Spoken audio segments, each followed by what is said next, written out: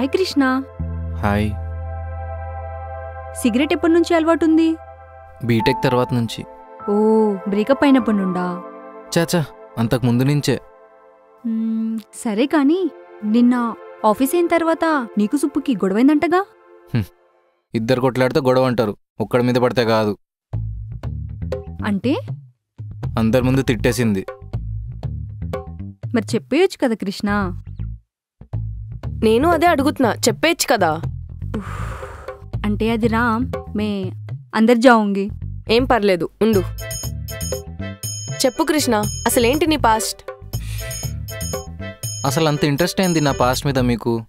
రే, అసలు నాకు ఇలాంటి స్టోరీస్ అంటేనే నచ్చవు, కానీ నీ స్టోరీ వినాలనిపిస్తుంది. నాది చెప్పుకునే అంత గొప్ప స్టోరీ కాదులే.